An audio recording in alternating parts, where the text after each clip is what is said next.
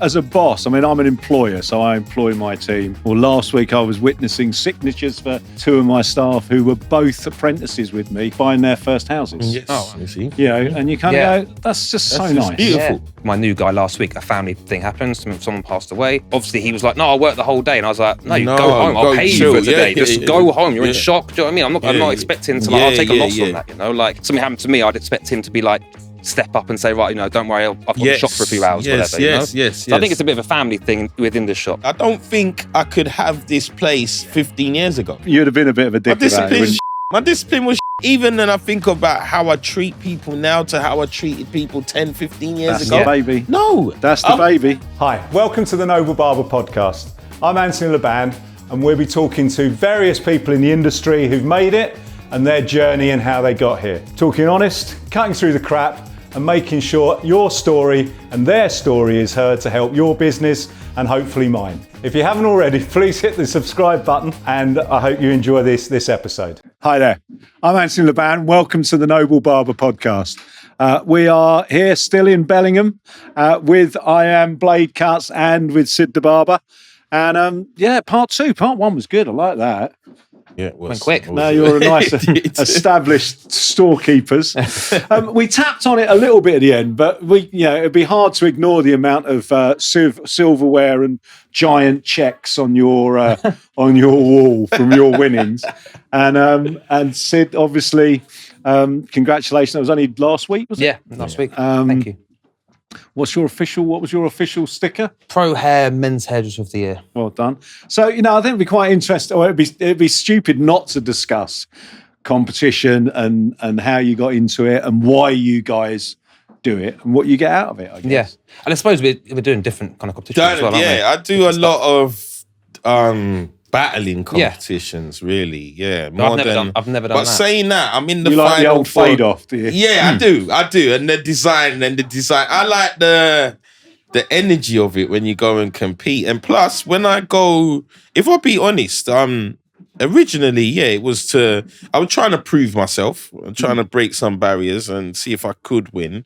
It was always something I looked up to the other guys like Cut Wild the Barber, Five. Those guys were competing like years before, and I remember watching.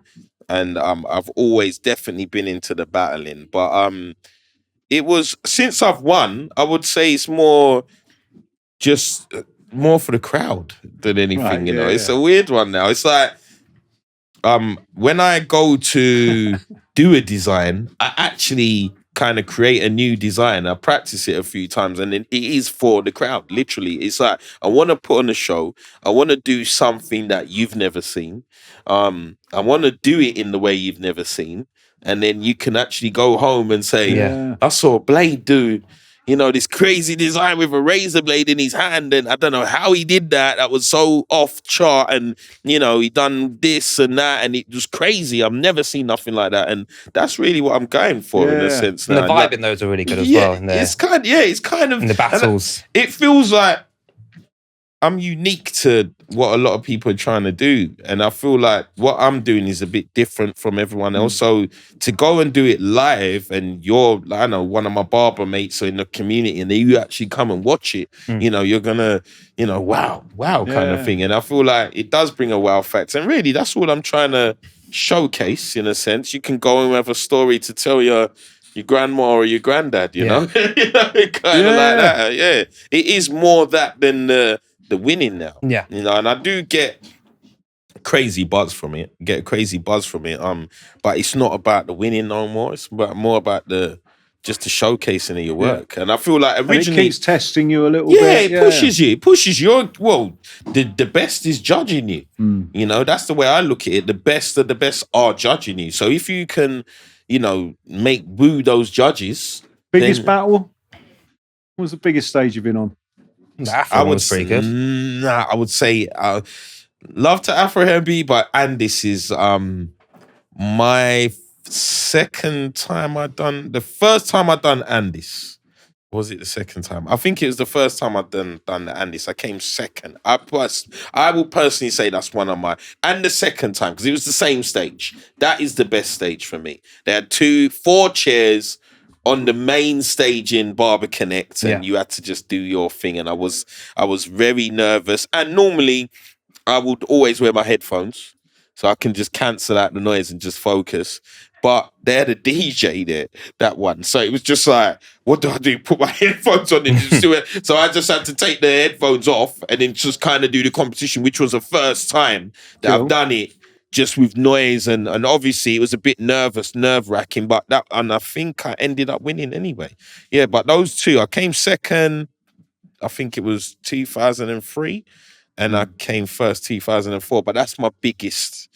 I would say my biggest stage. Yeah. Yeah, nice. Yeah. But you're more of a trophy tart, aren't you? You quite like a trophy, don't you? I like a trophy, but like not this. No. I'm not dissing it, but you do like a trophy. Of course. So I got into hedges in 2006, 2007, and my first competition was L'Oreal Colour Trophy. So I didn't get through to it or anything, but that's my first experience. And then the guy that taught me to cut hair was up for Southern Hedge for the year, the British Hedge Award, so I got the chance to go to that. So my thing is more kind of those big award ceremonies like the Modern Barber and that kind of thing. So so my thing is more building a portfolio up over a year, sending it off, and then being judged on that. That being said, I'm the British judge for Golden Chair, which is international. So I do their Barcelona show every year. So being at the other end of it, judging, some of the work's insane. And you get the vibe and you get the atmosphere, you're soaking it up. But I always come back from that like very inspired. Yeah, no, definitely. I would love to be a judge. Yeah. In a competition. I think I've done it once. Well, I think you've earned it. I think you've earned that. Yeah. Well, hopefully I have. Hopefully I have. But it's definitely an experience I'd love to take on, to judge someone's work or, to critique other people's work. It'd definitely be a thing. I would love to do that as a thing, definitely. But yeah, man, it's I'm in the final for thingy. I don't do photography work in a sense. Okay. So I done it last year, I think, with the Snap Awards, and I'm in the final for the Snap Awards this year. Yeah, nice. And that's on Monday on Salon International. So we'll go and see how that goes on. But I very rarely do the photography, but I'm going to try my hand at it this year and see. You've got the space now, do you know what I mean? You've got the backdrop right there as well. Yeah, that's what I'm going to try. I'm going to try and switch it up a bit and see what happens. And but we're still going to keep the battling. But that's not going to get rid of me, guys. But this is the fun. Do you know what I mean? Like we're both in different areas of competition. They're completely different, but they're. But that's valid, the kind of landscape of it is so different than 20 years ago. I like sitting there and having a 3-course dinner. Do you know what I mean? Like, I like sitting there and having a nice 3-course dinner, having my name put on the stage. That's it. The long, slow walk up to the stage. But I think it is. I think it's that kind of inspiration, a bit of energy. It gives you something more that energy comes back to the barbershop. Oh yeah, 100%. Yeah, Monday morning, 100%. No, like what I said that week, I always kind of tie this shop into those two competitions now, because I won the Andis one first, and then 2 days later I got the shop, and then the next Monday I won the Afro Hair and Beauty. So it was always, the shop has a special feeling now. But it inspires all the people in the shop as well. Like I hired my guy probably 3 weeks before I got that award, and now he's like, "Oh, wicked!" Like I didn't know there was that side of the industry. He's just looking at it from a barbershop front, and he's like, "Oh, what's all this then?" Like, and do you know what I mean? So now he'll be coming to everything with me, hopefully. Yeah, so that's the same as my trainee Abs. I told him I've already got his tickets for Salon International. We're going. I told him you're going to come and you're going to see a different side of barbering. Yeah. And it's going to benefit him, and it's going to benefit the shop at the end of this. I guess there's barbering and on the ground, on the front line, and then there is the industry, which is this huge, varied, massive. Looking at Men's Fashion Week, there's so much more that's now brought in. I mean, the other interesting bit that I've quite liked watching you two over the last few months is, I was just saying this to you, your social media has changed completely. And yours is really interesting, because I don't know if you do it or if it's even been purposeful, but you're giving so much more of you away on your social media than you used to. Honestly, that was you have to go through the other way. Sorry, mate. Yeah, the doors are the other back way. Honestly, that's what I thought I was missing.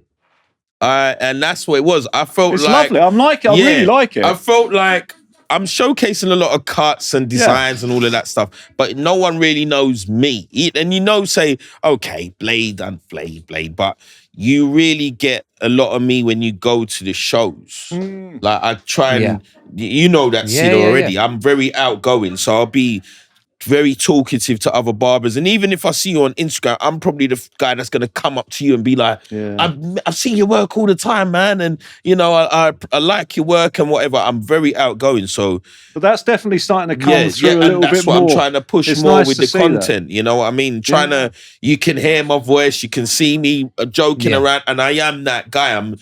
I'm like the Joker. You know what I mean? It's been really nice. I really liked it. It's been thank you, man. And then yours, you know. You've suddenly slicked up. But yours got hacked and messed about. How did that happen? I don't even know. So I messaged Instagram. It got hacked. I think I didn't have the 2-point verification put in place, which I probably should have had done. Right.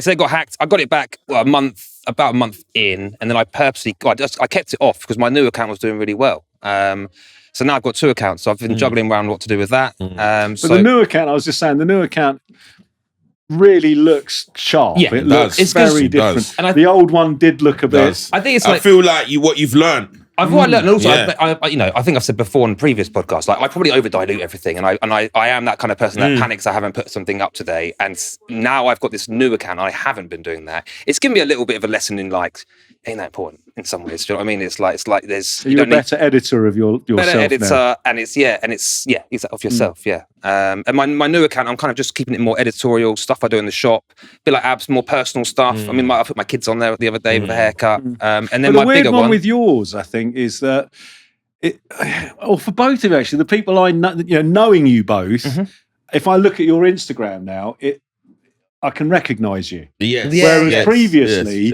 I'm like, I'd look at it and kind of go, with yours, you didn't give much away. There was lots and lots of your my designs and designs were all over. But I don't give too much of me. Nothing from you, really. Yes. So I was like, I'm the man with many faces. Yours was kind of like, I don't know. It was. I was trying to do a bit of everything. You were playing around at everything. And now it feels like you've kind of gone, actually, this is me. This is clean cuts. I think the main thing for me was like, I was like, what's the actual? Where's the passion coming from? What's the thing that actually got me in the industry? What's the thing that I love most? And it wasn't ever editing videos and trying to be funny. It was editorial work, getting in the Modern Barber magazine. Even potentially some avant-garde kind of work, that kind of stuff. I've got a passion for that side of the actual fashion. That's, I did London Fashion Week last week, and that's where I actually thrive.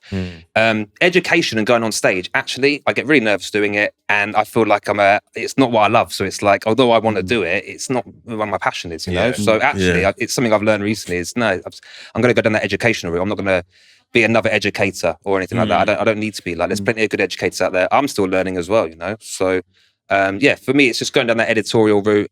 Potentially next year, I'd like to, get photographic image of the year, for example, or something like that. That's kind of the way I'm going with it. And working with brands and clothing brands and stuff. Yeah, I'm on a similar kind of thing, but I'm definitely more on inspiring the next generation, if I'm be honest. Now you're in control. You are it's that level of inspiration for the younger crew. Definitely. I've always had a thing for trying to.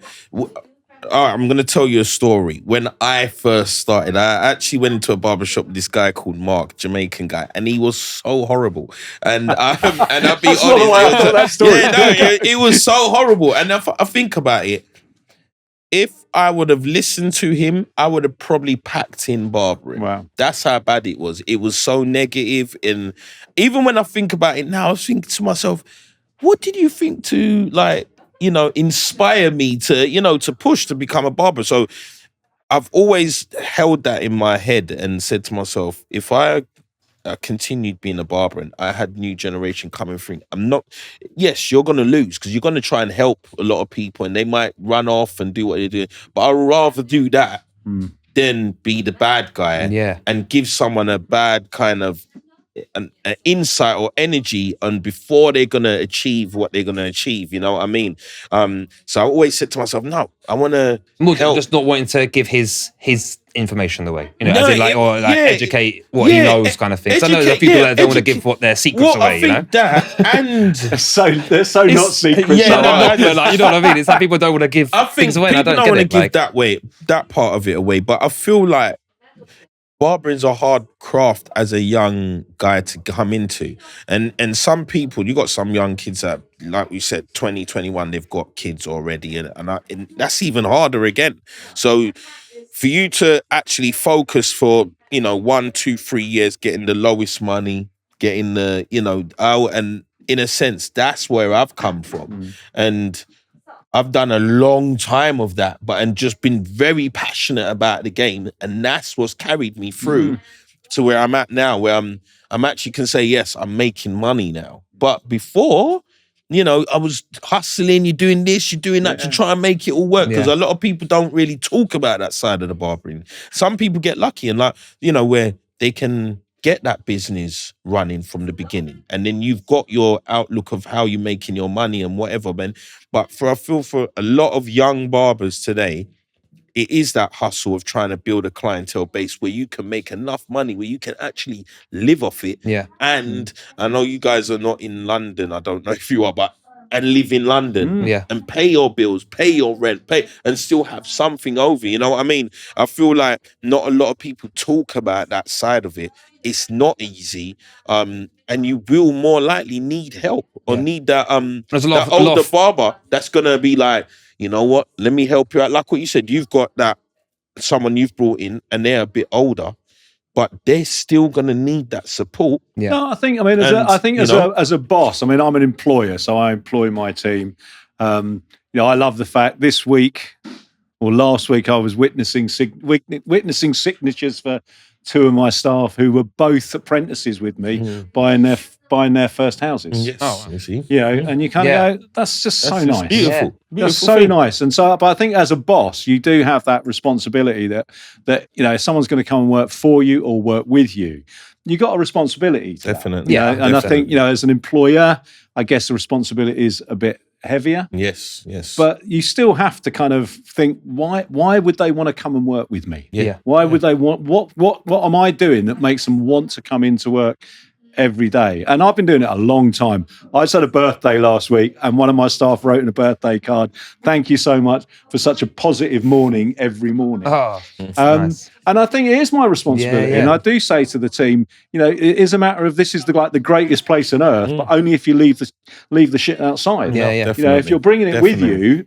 why have 8 hours off of your life and come in and just be you and have a great time. And I think it's like lead by example again, isn't it? That's got to be the aroma that everyone's breathing in the shop.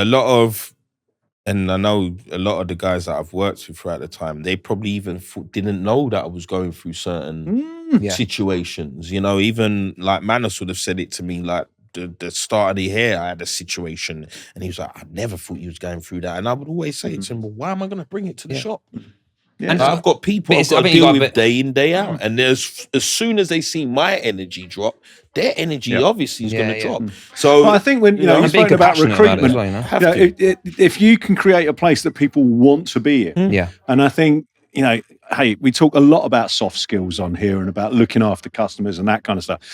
I think as an owner or as a boss or as an employer, you have to think about your team as your clients as well. You got to treat them in a really good way. You've got to create a good environment for them. And it's not always, it is often, but it's not always about pounds and dollar signs. It is about having somewhere that you feel worthwhile, that you feel appreciated, you feel involved in. Definitely. And I think that's the interesting bit. But it becomes a family, doesn't it? Yeah, but you've got to have that. There's a fine line between boss and not your dad, but it's like with my example, my new guy last week, a family thing happened. Someone passed away. Obviously, he was like, "No, I'll work the whole day," and I was like, "No, go home. I'll pay you for today. Just go home. You're in shock." Do you know what I mean? I'm not expecting to. I'll take a loss on that. Like it is what it is. Like I'd expect it the other way around. Do you know what I mean? If I was something happened to me, I'd expect him to be like, step up and say, "Right, don't worry, I've got the shop for a few hours, whatever." So I think it's a bit of a family thing within the shop. You get that dynamics and just looking after one another. And I feel like when you got, but obviously as the boss, you're the one that's got to lead by example first. Like I wouldn't expect him. And I feel like what you said, that energy level, and you keeping, like what you said, you keeping your positivity, that's what's keeping a lot of people on that bar. Because you don't know, you don't know what's going on in everyone's life. And they could be having a shitty day. You know what I mean? And then just that, you've coming in and how you doing? How you doing, Jim? You good? And then they're like, no, you know what? I'm all right now. And even though I wasn't, but now that you've asked me, I'm okay. So I feel like it's the other way around, that your team are having something's going on in their life, and you start roasting them. Yes.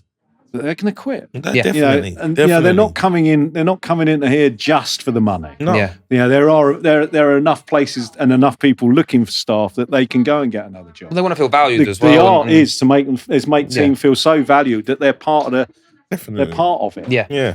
As I said, I feel like like what you said. Yes, we want to make money, but of course. it's not the end of everything. I don't really, and I think like we get blinded by it a lot of the times, and not looking into just people's characters in general. You know what I mean? I feel like that's a big thing, and people's characters, people's energy, and I'm big onto that again. Like, and that's what I think makes the energy of a barbershop. Is the energy and the characters of those barbers. And I feel like once you've got those right characters and the right barbers' personalities, you're gonna win. You've got to feed that kind of energy yourselves, and I love that you've done it and succeeded in it with competitions. With a bit of trophy shelf is it's never going to do anyone any harm, but it kind of emanates from you. I think that both of you feel like you're in a very good place with all of this. Definitely. But because you've done your time, is that the right phrase? You know what I mean? I think so. Do you know what I mean? I think so, because like what we were talking about earlier, I don't think I could have this place 15 years ago. Yeah. My you'd have been a bit of a dick. My discipline was shit. It 100%. Was terrible. And even then I think about how I treat people now to how I treated people 10, 15 years ago. That's the baby. No. That's the baby. I weren't even, I don't even think I was liked. A lot of my customers, and even I get some customers that come in today, and they still like the way that I am so outgoing and nice, and they just say to me like, "Oh, you know what? There's not even no barbers like this no more. Like there's a lot of barbers. They've got this attitude, and they think that they're, the dog's bollocks in a sense, But it's just why? Why do you have to move like that? We're people persons, so we have to be friendly. But we both want to be like you said, community barbershops. You're looking after the community. Like I don't want to create any hierarchy in my shop. That's one of the things I was saying earlier. I don't know whether to price people different barbers at different prices, but then it creates a hierarchy of like, well, why are they charging more? Yes. But then I've got 20 years experience and you've got 3. It's kind of like, what do you do? It's a balance, isn't it? Sorry to interrupt, but I want to talk to you about something really important. Our podcast here is more than just about the industry, the barbershop and the life therein. It's about the community that we built. And in the time we've been doing this podcast, the community has been amazing and we've loved it. Now we're looking for you to get involved and become an essential part of our future. We're seeking long-term, mutually beneficial opportunities for partnership to come on board and help spread our message, to connect with our community, to help grow it, to keep the message strong, and to keep hearing and discussing these amazing topics that we do with all our guests. If you think your brand is the right brand for us, if you want to get in touch, please email me at thenoblebarberpodcast@gmail.com or DM me on Instagram. It'd be really good to talk to you. We'd love you to be part of our future. Okay, and now back to the episode. Regardless of experience, I always think the busier you are, you should charge more. Yeah. And if you're not as busy, that you're charging kind of a standard rate. It makes... Because because I really hate the word discount. Yeah. I really don't like it. I mean, I will fall for it. I will fall for the meal deal at the local pub and things like that, because we all like a bit of a bargain. But I think when it comes down to my skills and the people around me's skills, I don't know if I want to get chipped. Yeah. You know what I mean? And kind of go, I'll just call that a 10, every single haircut. I just think if you kind of go, I'm busy, this is how much I make pretty much every week out of my column. Yeah. This is what I make. I'm going to put my prices up by $5. Yeah. And then if I lose a bit, I'll fill that up. And those guys will go down. If they're price conscious, they'll go to the guy charging a $5 less. That's the right move. And I think that's probably rather than I'm not sure I've been cutting hair 20 years. So I agree with you. I've got someone working for me at the moment that I've trained. And so she's worked with me for 2 or 3 years.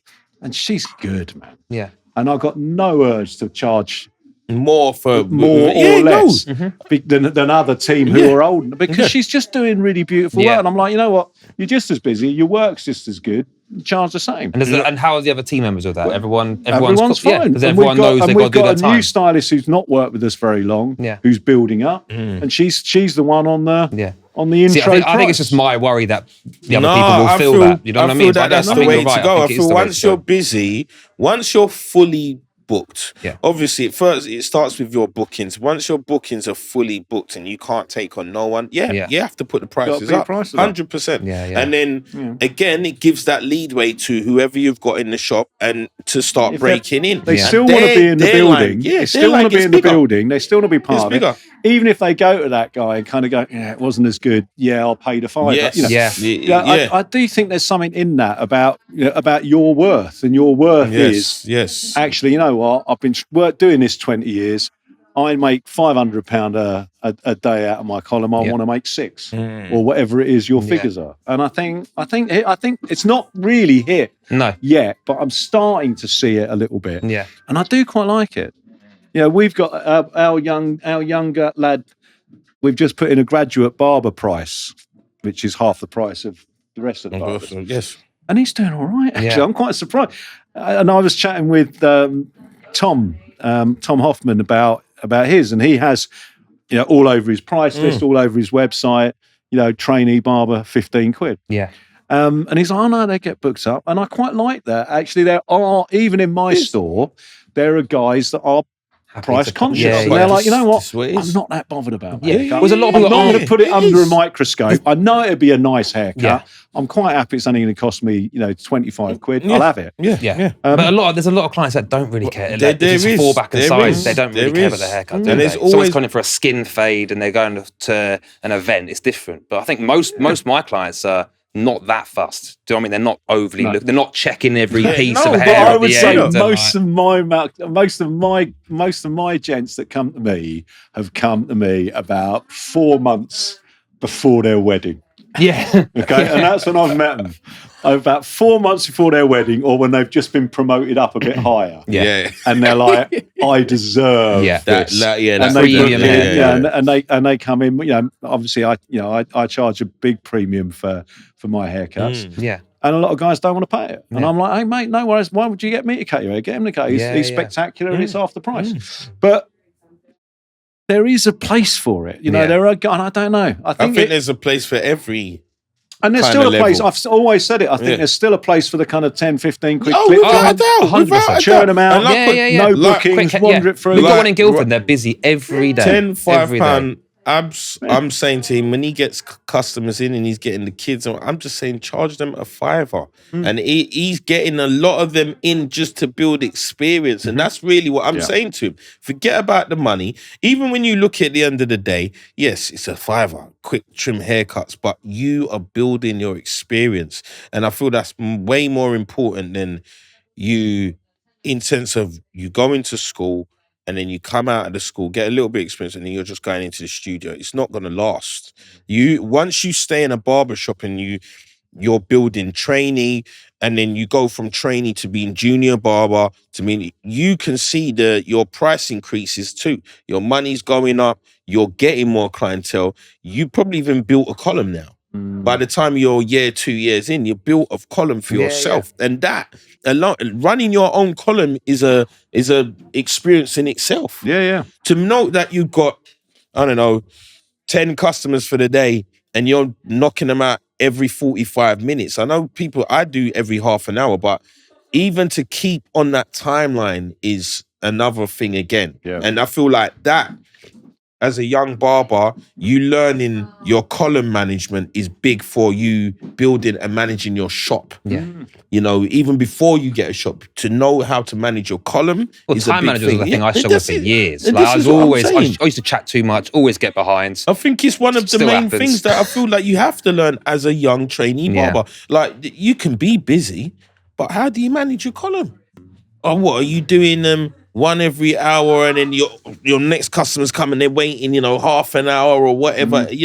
Are you talking too much? Are you, there's all of that part of it that you have to, everyone says I talk too much, but the thing with me, He's like, yes, I do talk too much, but I'm still working. My hands are moving. Yeah, so that's probably You know what I mean? The clipper never goes off. But a lot of people are probably coming in for the chat as well. Do you know what I mean? So, you know, Vinny would always take the piss. He goes, I don't know how you do it. How do you do it? How do you cut chat so much and you just keep cutting your them? hands keep You know, moving around, that's what it is. But that's the way I do it. And, you know, keep it ticking. You have to keep it ticking. So I feel like there's that part of the barbering that we don't, again, parts that we don't really talk about. And I feel that it's a big factor.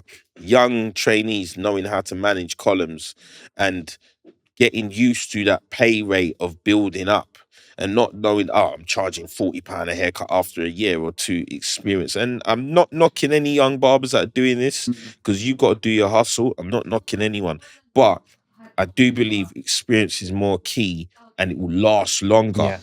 Than And when you just you're doing not cutting hair, you want to be watching you. Cutting you. hair And all that's it, day. that's it. And Like, that's what I was always told 70% of what you learn in hairdressing was from watching. It's from and watching. I just stand there all day It like is from that, watching. watching. It Yeah, is. I personally think it's watching, and then you get to do it yourself. And If you've got a barber that's brand new, he sat on his phone most of the day on Instagram or whatever. It's like, mate, come and watch this haircut. Yes. Like, come over. That's look. how I get that with. But then that's our responsibility also to like, come on, come look at this haircut. I show you how it's done. But having those, like, I don't have to say that to Abs. Yeah.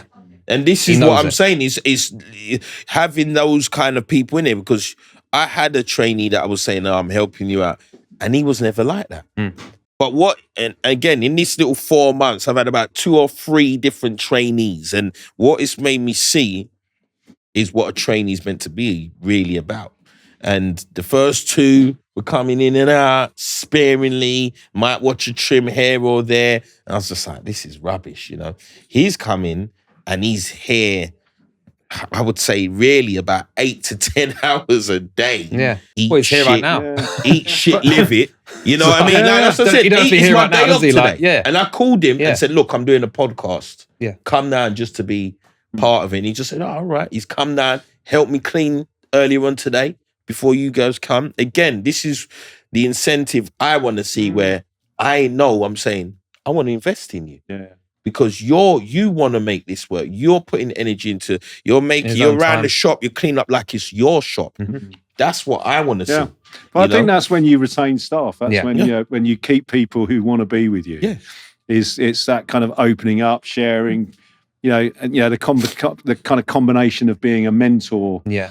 And an educator. That's it. That's Well, it. it doesn't feel like a 9 to 5 barber. For me, it's a bit of a lifestyle, isn't it? It's like it is. You know, I you're feel like doing stuff when you're I'm not on Sunday now doing bits and editing bits. And looking at the next feel show, like- and my missus is like, "What are you doing? Like, why are you wearing this brand, like this barber clothing brand or whatever?" And it's like, it's the whole community, isn't it? You've got to, you live it. I think that was the old school barber, and I call that barber the bread and butter barber. Just come in the shop, make your money, go home. You know what I mean? And no disrespect. That was you for a while. It was me. There's nothing that wrong was with me for years. There's nothing that wrong was with that me as for well, years. And like what I said, but I always thought that, and I always think now that social media and being out there does change the dynamics. It does give you opportunity. Does put yourself out there, because if you are just in your own barbershop in the 4 walls, that's it. You're gonna. It's what you prioritize. If you want to work 9 to 5 and that's your job, and you want to prioritize your social life, that's what people do, isn't it? Yeah, It's real talk. But if you want to That's prioritize the work life, then you're gonna better yourself in the long run. No, So you will always. you're either making money or spending money. It's like, which one do you want? With my missus and kids, I seem to be doing both Yeah. every minute of my life. But there you go, guys. Thank you very much. Cheers, man. Cheers. I do love that. Yeah, it is a bit more than a couple of Facebook, a couple of YouTube videos, and a sleeve tattoo to get there. Guys, thanks for sharing. I think it's lovely talking to you both. Cheers, lovely being in your store, and Thank you. I'm kind of getting quite jealous about the amount of cups you've got on your shelf there. I think I'm going to have to reassess my trophy shelf. Guys, I hope you enjoyed that. Thank you very much. We've been the Noble Barber. See you soon. Welcome to the Noble Barber podcast. We're always looking for interesting people and interesting stories. If you know someone or you are someone with a great story that you want to share, get in touch and come and join me on the sofa. Thanks very much for listening. I hope you've enjoyed the episode, and we'll see you next time.